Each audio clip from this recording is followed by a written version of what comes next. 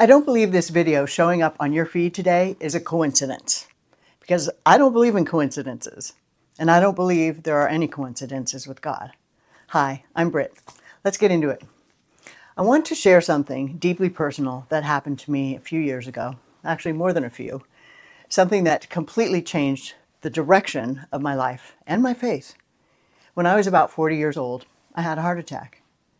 And that sentence still feels really surreal to say out loud, because most of my life I had struggled with an eating disorder when I was younger. For years and years, my relationship with food and my body and control was all tangled up in pain and perfectionism and survival.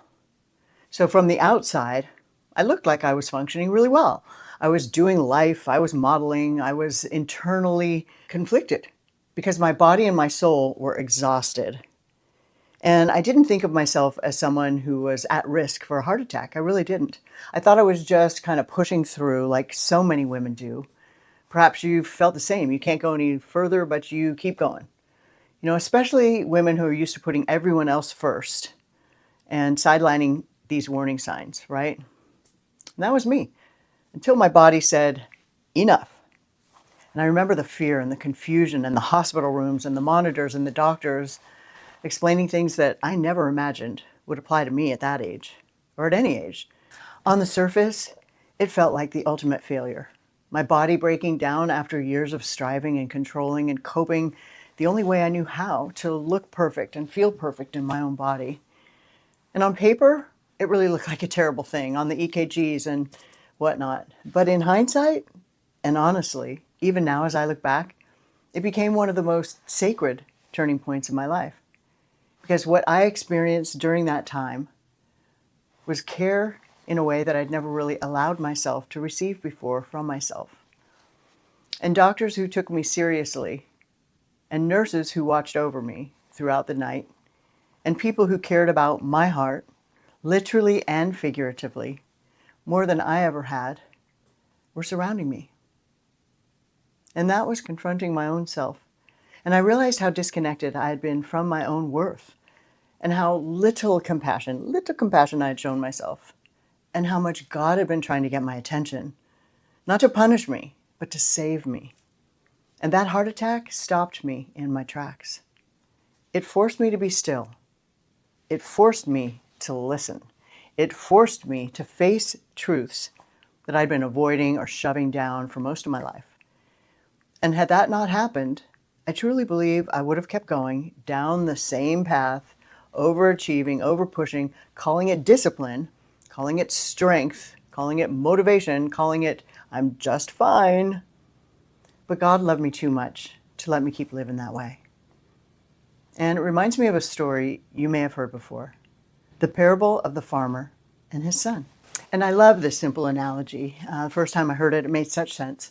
So a farmer's horse runs away, and everyone says, "That's terrible."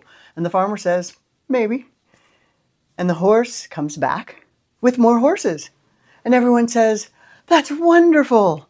And the farmer says, "Maybe." And the son breaks his leg. And the community says, "How awful." And the father says, "Maybe."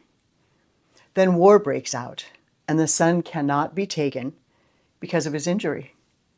"You're so lucky," the community says. And again, the father farmer says, "Maybe." The point is this: we're not God. We don't know how today's pain will shape tomorrow's purpose. We don't know how what feels like loss may actually be protection. One of my mentors taught me something I use with my coaching clients, which is rejection is often God's protection. And we don't know what it feels like when it feels like an ending might actually be a discovery to a new beginning. And Scripture says in Revelation that I have placed before you an open door that no one can shut, not even you. So you may look back on your life and think, if only I had done things differently, if only my body hadn't failed me. Well, it didn't fail me. It was crying out for my love and attention. You might say, well, if only this or that hadn't happened, whatever your happened was.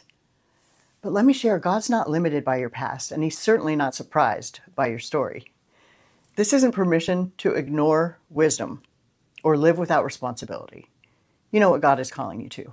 But it is an invitation to release any shame you have around things in your past that didn't go exactly as you had planned, especially for those of us over 40 who've lived through things that changed us, who carry scars both seen and unseen.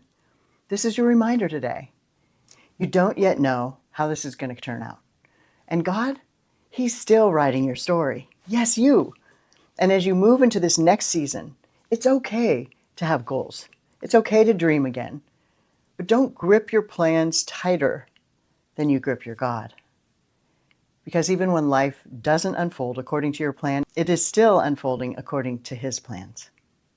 And if this message spoke to your heart, I would love for you to take the next step with me. So click the link in the description to join my free online community for Christian women over 40 who are ready, like you, to take the next step into God's destiny for your life. You're not behind, and you're not broken, and you're not alone. And just remember, if no one told you today, you are beloved.